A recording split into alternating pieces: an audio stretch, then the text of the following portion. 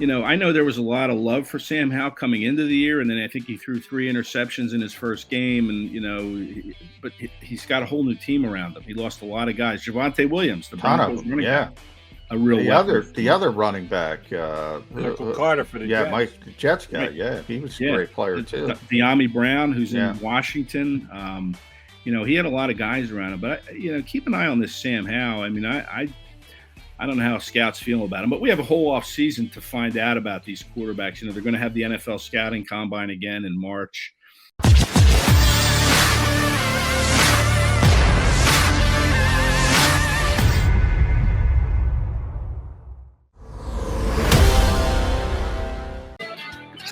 We are the Mac guys here on Birch 365, leading up to a showdown between the Broncos and the Eagles in Denver on Sunday.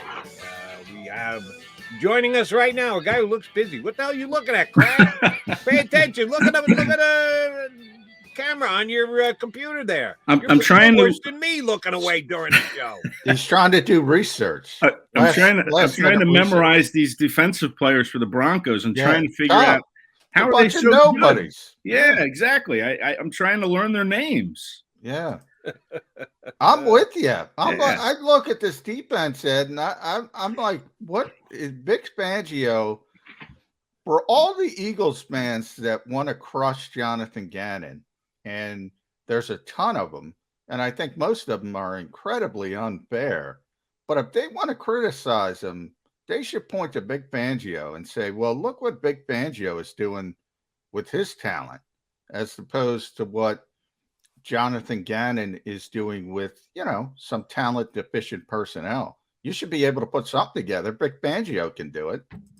Well, listen, I don't know if it's because I've covered the Eagles for, 11 years now, but I think their defense, the Eagles defense personnel wise, is better than the Broncos. And yet, like you said, Fangio's got these guys playing at a very high level, ranked 6th overall in total defense. I mean, that's with guys that, unless you're an ardent NFL fan or a heavy duty, rotisserie player, fantasy league player, you never heard of these guys, to be honest. I haven't. Jody, have you? No. And by the way, fantasy players don't know individual defenders. Yeah, they know the offensive skill position players. You just know the defense overall. And yes, this Denver defense has been tremendously impressive while not only having guys hurt, and John was just running down some of the injuries they have, but they're subtracting them themselves. They trade Von Miller right in the middle of being in a playoff run. They say, no, we don't need a potential Hall of Famer playing on our defensive line anymore. We'll ship him out for a couple of draft picks. That goes directly to the coach and the way that he's handling them and getting the most out of these players. And yeah, I'm going to compare Jonathan Gannon to him. Sorry, Jonathan, you're coming up short in comparison to what the opposition could do defensively this week. Yeah, there is one name, actually 2 names that I heard on that defense. And one of them is Ronald Darby. The started Super Bowl 52, with the Eagles at cornerback. He's there. Only 27 years old. He feels like he's been in the league for 15 years, this guy. I don't know if it's just me or what, but feels like he's been around a lot longer. And then Patrick Surtain, the other cornerback who, the Eagles probably would have drafted if Denver had not taken him at number 9. I know the Eagles were really high on Patrick Surtain, but those are the only 2 guys. Maybe Justin Simmons, I think, he's a good player. Justin Simmons is a good player. But again, if I have to reach into the deep recesses of my brain to remember, Justin Simmons, I've heard of him, but those are the only guys. Yeah, and Kareem Jackson's been around for a while. They're pretty good at safety. You mentioned Surtain, and I'm with you. I think the Eagles might have drafted him or J.C. Horn if those guys dropped. He's out. He hasn't practiced this week with a knee injury. So add him to the list. And then we had Brandon Cristal on the show, who covers the Broncos from Denver, from their flagship radio station. One of the guys who, I brought up, people don't know this name, Alexander Johnson. He's the Broncos' best linebacker. He might be the most underrated linebacker of the NFL. He's out. And Baron Browning replaced him, and he's playing well for a rookie, and now he's banged up and might not play. I mean, this is an opportunity for the Eagles to go in here and steal a game. And we know it. They can't win at home. They only win on the road. So why not? Talk me out of it. Well, here's one of my concerns, and I have a few, but one of them is unless they move that stadium closer to sea level, that thin air for a team that, how we all kind of said they didn't do a whole lot of practicing in the summer, and they were kind of not on the field a lot, and we talked to Landon Dickerson on I guess it was Thursday, and after a 45-minute walkthrough, this guy was sweating like crazy. He was drenched. And I'm thinking 45 minutes in the Come on, Landon's a big guy. Come on. Yeah, I know, but what are you going to do when you're in the thin air? I don't think the University of Alabama players have ever played in Colorado, to be honest. They're SEC all the way, and I don't think they're playing the Buffaloes or Colorado State or any of those schools. So, this thin air thing, I think, is going to be a real challenge for the Eagles. And another thing that concerns me is this running game. Is okay, maybe the defense we haven't heard much about, and these guys, even though they're playing very good, but I love the two running backs they have in Melvin Gordon, and I love Javonte Williams. He was one of my favorite players coming out of the draft, and I had him mocked to the Eagles in a couple mock drafts, and that was probably more wishful thinking, I guess, that they would take him. But, man, I loved him coming out of North Carolina. And these two running backs, if the Broncos play their cards right, I would just come out and I would just run up tempo, try to wear this defense down at altitude and take advantage of the Eagles that way and keep the Eagles offense off the field from possibly exploiting a defense that we don't know a whole lot about. Let me take that a step further on their running game, and I'm with you, Ed. I like their 1-2 punch. Melvin Gordon is a guy who's always had, unfortunately, a nose for the end zone. It's never a good thing when you're going up against a guy and he's got a nose for the end zone. He has the ability to score touchdowns, and Williams is a breakaway type player. The Eagles' defense is actually rated fairly well against the run, but it's one of those chicken and egg type deals. Are the Eagles good against the run? Other teams don't run for that many yards against them. Well, why? Because they can pass for 80% completion. Why wouldn't you throw it as often as you can if you can complete 80% of your passes? How would you say, as of right now, the Eagles' defense is playing against the run if Denver comes out with the mindset you suggested? We're just going to run it down their throats until they stop us. Well, it's a run defense, Jody, that's played better recently. But you remember some of the early games where, they were getting gashed in the running game quite a bit. The Cowboys ran against them. The Falcons ran pretty well against them, at least early on. But I think they're 20th against the run now, but they were down near the bottom with the Chargers and the Raiders and the Lions of the world in run defense. But it's come up a little bit. And maybe that coincides with the, insertion of TJ Edwards at linebacker, at the middle linebacker spot. He's kind of been a vacuum cleaner with these tackles. I think he's made 25 of them in the last 2 weeks. So I think it is a little bit better. But, you're right that teams haven't really had to really run much against them. But the Chargers did try with Austin Eckler, and they were doing a good job for, 3+ quarters. I think I looked at one point, the Chargers were only averaging 1.9 yards per rush late into that game. So it is playing better, but I just think when you're dealing with this two-headed monster that the Broncos have, and then you mix Teddy Bridgewater in there, who's looking at his AFC West brethren quarterbacks and saying, man, these guys threw for 80% plus against the Eagles. Derek Carr threw for 90%.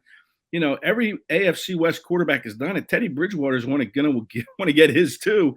So, if he can play efficiently and they can get this run game started against the defense that has, you're right, played pretty well against the run, it's going to be a tough challenge for the Eagles to stop the run and stop this Teddy Bridgewater short passing game as well. And Teddy will come in as the most accurate quarterback of all of those quarterbacks from the AFC. He completes 70% against everybody. Yeah. So imagine what that is against the Eagles unless they make some adjustments. But I do want to shift to the offensive side because that's the most interesting part to me. Nick, Ed, how does Nick Sirianni go about this? But here's my thought process. obviously they come into the season heavy read option. They're trying to take advantage of what Jalen Hurts does well. Then they hit this portion of the schedule. Las Vegas, 28th in the league, defending the run. Detroit, 29th. The Chargers, dead last, 32. And they shifted to a play action, run the football, traditional offense, and had some success, not some success, 180 yards a game, which would lead the NFL by a wide margin if they were doing that all year. Did they just do that because of the opponents, or does Nick Sirianni feel he found some kind of formula to success with this offense?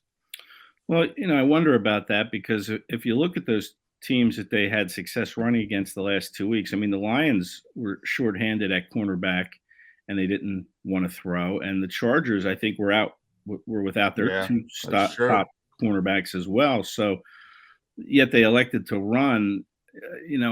So yeah, I think he's found this formula with the running game, and Jordan Howard has really sparked this running game, in my opinion. He hits that hole hard. That's what they want. He doesn't dance around looking for holes that may not be there and then scoot outside like another running back who's still in the injured reserve. Howard hits the hole, and if the hole's not there, he's going to just pound into you anyway and just knock you forward and get what he can get. He has changed the dynamic for sure. But what it says to me is, has Sirianni kind of realized that, okay, Jalen Hurts is a little bit limited. Okay, we've seen them try to let him do 87 or 90% of the offense. Let's take a little bit off his plate and let's not let him throw as much, and let's try to run the ball. I don't know if that speaks to Jalen Hurts and what they feel about him in these last couple of weeks, if they feel like we can't let him control every aspect of this offense because it's just not working, or if it's been the defenses, the run defenses in particular, of these teams that they've played. I guess we're going to find out on Sunday how they feel a little bit about Hurts, because I think the Eagles are going to have to throw the ball a little bit more than they have in recent weeks. I mean, when your quarterback's only throwing 14 times in Detroit and 17 times against the Chargers, and you're 1-1 in those games, I just think you're going to have to use Hurts a little more in the passing game. It's ironic because the Eagles spent 2 first-round picks the last 2 years on wide receiver. Yeah. Now here they are, all of a sudden they're a running team with a veteran who was on the practice squad to start the year. So it's interesting, but we're going to see, I think, as Sunday starts and then as the season goes on over the final 7 games after Sunday, how they feel about Hurts and what they allow him to do on the offensive side of the ball, whether it's defense that dictates it, the opposing defense, or whether it's how they feel about Hurts. We're going to find out, I think. And I was going to go there next about the now new balance of the Eagles offense, leaning much more heavily on the run. If they need to, if the defense helps dictate that they got to throw the ball more this weekend, certainly it's going to be a heavy dose of Devonta Smith, who, oh, by the way, got the best Pro Football Focus grade of any wide receiver in the National Football League last week. That tells you how quickly that young man is coming along. And, of course, Dallas Goedert is going to get his throws. And then who else? Last week they targeted Quez Watkins all of 3 times for 2 catches. All of a sudden, the backs out of the backfield passing game is kind of gone by the wayside. If they don't have Kenny Gainwell in there, doesn't look like they want to throw it to Howard at all. They just hand it off to him. Right. If they do need to throw it more, who's Jalen Hurts going to try and throw it to? Well, it's going to be number 6, Devonta Smith. He's option number 1, probably option number 2 and 3. I mean, let's face it, they want to get him the football, and at the expense of the others, which, I don't think that's a very good way to run an offense. I think you want to be a little more diverse, and you don't want teams to be able to say, okay, let's load up to stop Smith and let someone else beat us.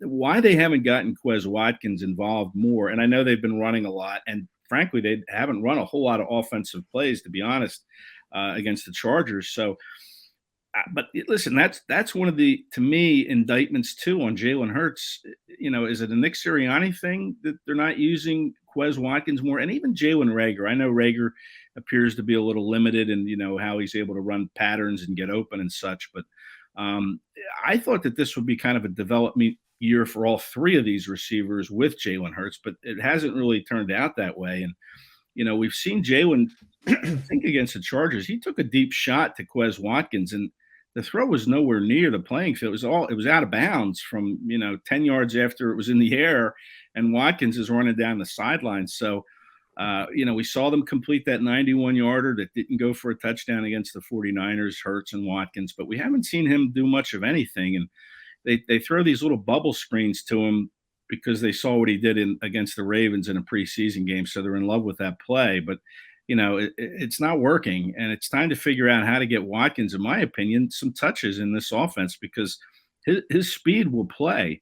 But right now it's Devontae Smith and, like you said, Dallas Goedert. He's another option. I mean, they threw it 17 times against the Chargers. Smith and Goedert each had 6 of those targets. So this is where this offense is going to run. If you're not running, you're going to throw to Smith and you're going to throw to Goedert, and at the expense of not having Watkins and Rager develop. And again, that's what I thought this season was about, is to find some growth with these younger receivers with this young quarterback, and it hasn't played out that way. Well, speaking of development, going to take a little bit of a detour out to Western Pennsylvania, because while Miami was playing Baltimore, Howie Roseman and a bunch of other NFL general managers were out watching Kenny Pickett and Sam Howell, more so Kenny Pickett. I think I saw 21 different teams were there, 5 different NFL general managers. Now, what's interesting, since Carson Wentz, really, Howie Roseman hasn't traveled very much. Now, maybe a little bit of that is overblown because of the pandemic. Nobody was traveling over the past couple of years, but he doesn't often go to these things. So he wanted to get an up-close look at a guy who's really raising up the board when it comes to NFL people. And that's all that matters at the end of the day.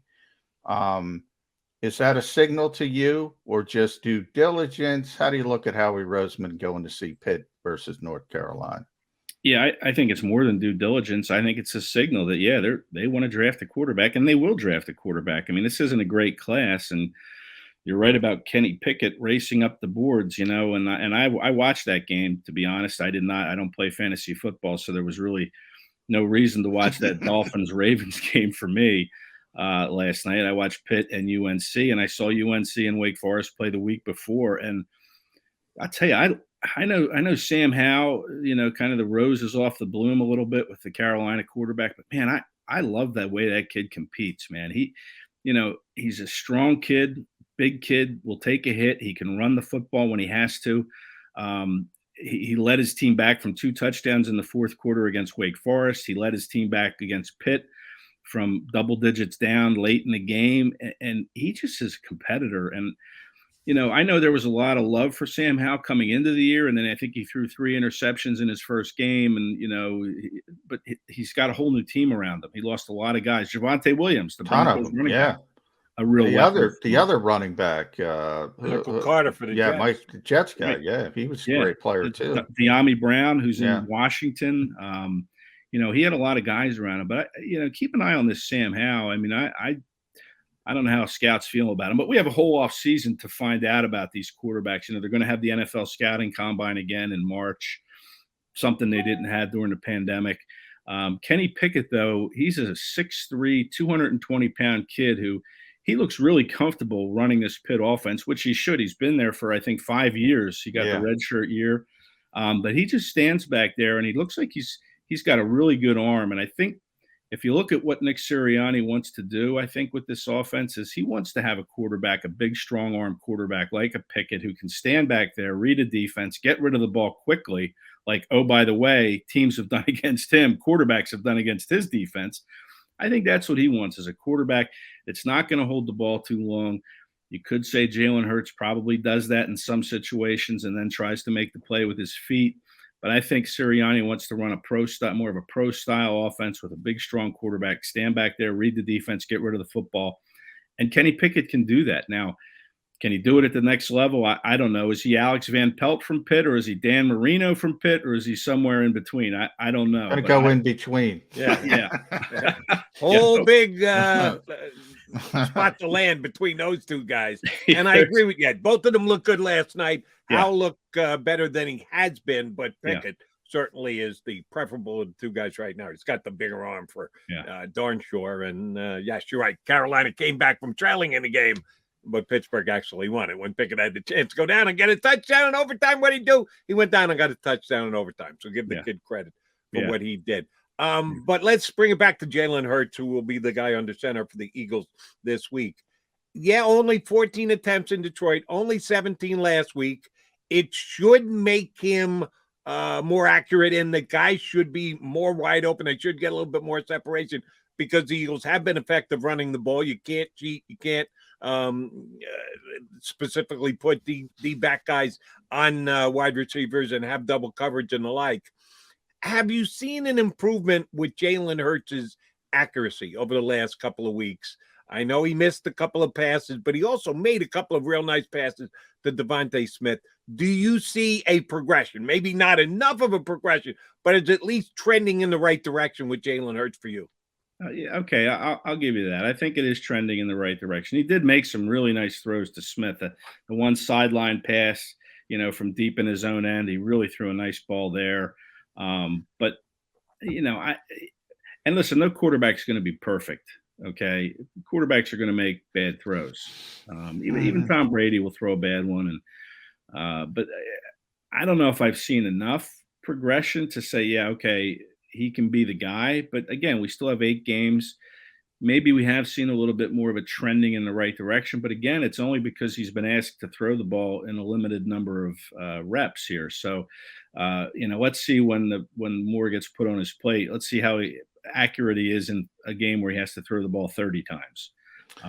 Let's see if he gives you more accuracy, 28 accurate throws versus 2. That's just kind of a loose analogy there. But I'd like to see a little bit more accuracy from Hurts. I mean, we saw some of it against the Chargers, and it was great to see. But I need to see a little bit more from Jalen Hurts in that area, I think, because I haven't seen a whole lot of progression from him in other areas. There's nothing you can point to after 8 weeks and say, yeah, he's better at doing that than he was in week 1. And I think that's why Howie Roseman turned up in Pittsburgh last night to watch Kenny Pickett and Sam Howell play.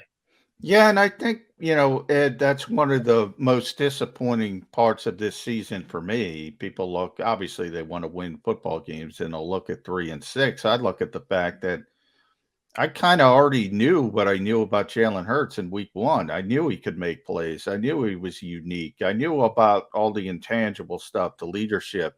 And I'm sitting here entering week 10. I don't know that much more about him. Mm-hmm. But when you talk about, let's see him throw the football 30 times, we've seen him do that in the read option type of offense, the spread offense. Do you want to see it in this offense they have been running, the more traditional under center play action offense? Is that the difference? It could be. I mean, I like how they're getting kind of away a little bit more from that RPO stuff. I like that get under center, either hand the ball off or play action for sure. I think that's helped Hurts. But again, he hasn't been – I mean, he's throwing the ball, an average of 3 times a quarter or 4 times a quarter? Yeah. I mean, I want to see more of that to see if he's the answer.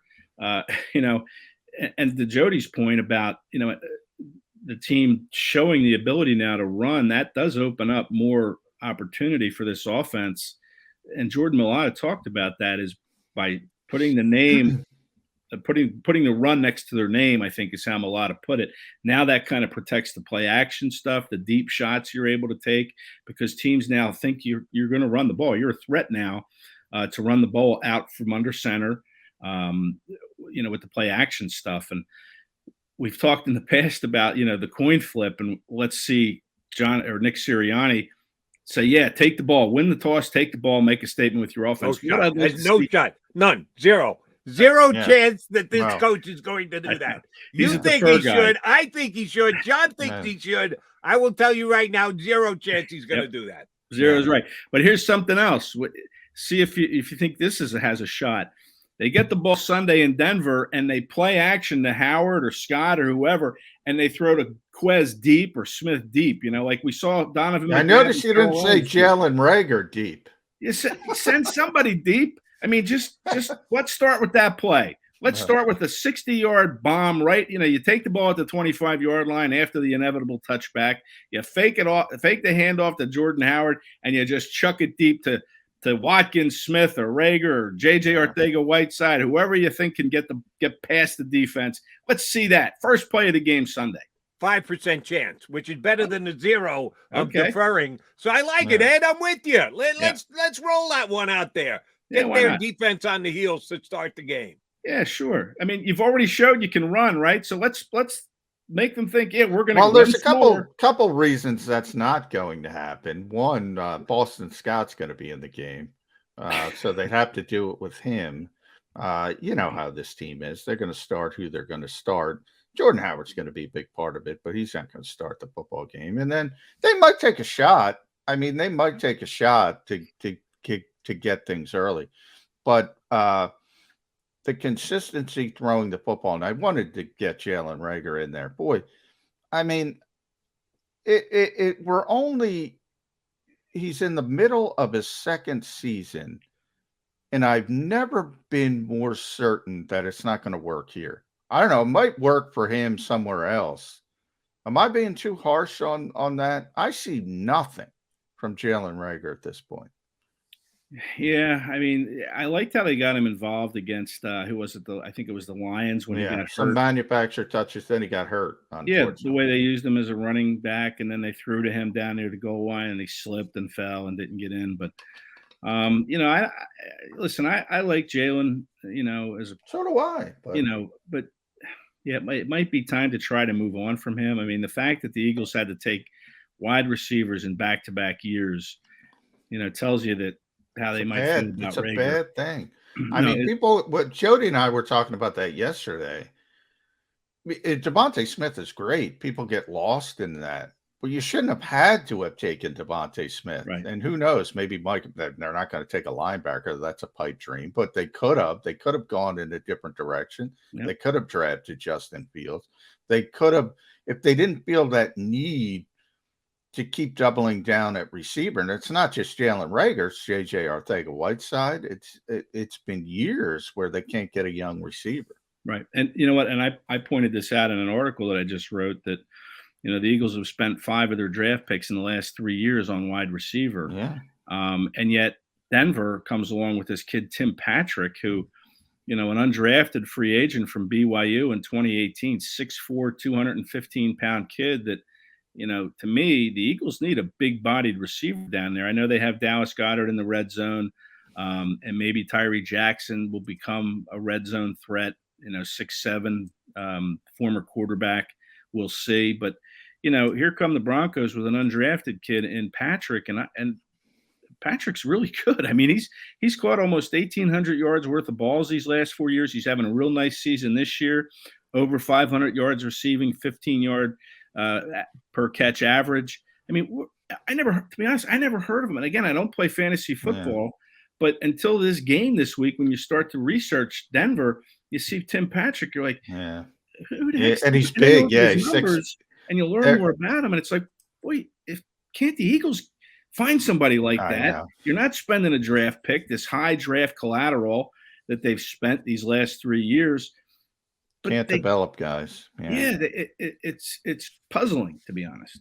All right, let me put this to you guys, and John and I touched on this briefly yesterday.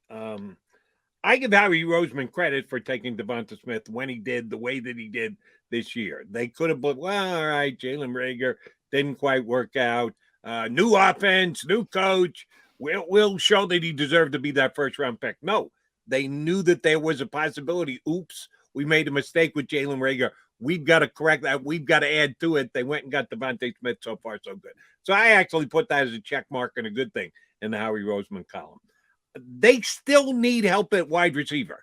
Yes, they do. Quez hasn't developed, and we've got a half a year to go, I know, but it can't be Devonta Smith and 4 guys named Frank for the next 2 years here. So they need an upgrade at that position. Free agency this upcoming offseason. We've had some serious split decisions at the wide receiver position. DeAndre Hopkins has done a great job upgrading the Arizona Cardinals, and they're a Super Bowl contender. Certainly look at what's happened in Buffalo, adding the star wide receiver they got from Minnesota. But we've had a couple of downside guys, too, one of which signed yesterday with the Rams. You think the Browns would like the OBJ trade back? What they gave up to get him and what he didn't do for them. We've had a couple of wide receiver busts over the last couple of years. Will Howie Roseman, we always talk about whether a position in the NFL merits being paid highly. Running back at one time is no more. Nobody wants to pay running backs anymore. Should the Eagles pay a wide receiver big bucks this offseason? Davante Adams could potentially be on the open market. Now, you're going to have to pay him a whole lot of money to get him to come here. Should the Eagles aggressively pursue a wide receiver in free agency this offseason?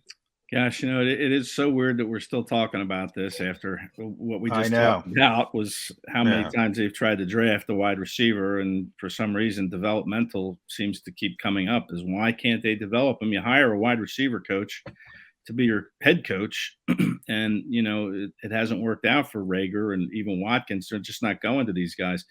Davante Adams would be awesome. Sure, bring him in, back up Lurie's truck, and give him what he wants. But I'm not sure they're going to do that just because they have spent so many resources in the draft. I mean, Michael Gallup, I think, is a free agent from the Cowboys. Maybe you can get him for a little less than you could get like a Davante Adams.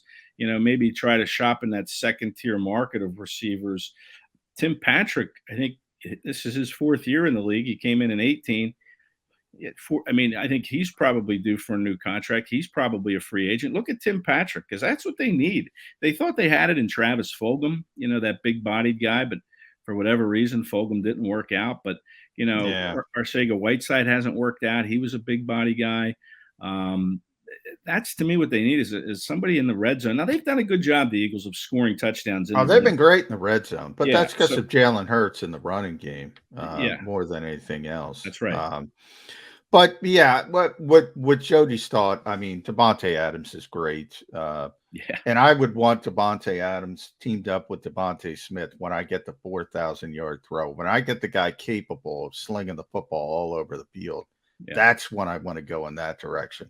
Until the Eagles get that, I think ultimately it would be disappointment because you need a vehicle to get them the football consistently. But I do want to shift back to the Broncos, Ed. Get you on record. And by the way, everybody read our preview stuff, Ed and I at eaglemaven.com, or if you want the more difficult route, si.com/NFL/Eagles. Who's going to win this football game? Eagles, Broncos, get you on record.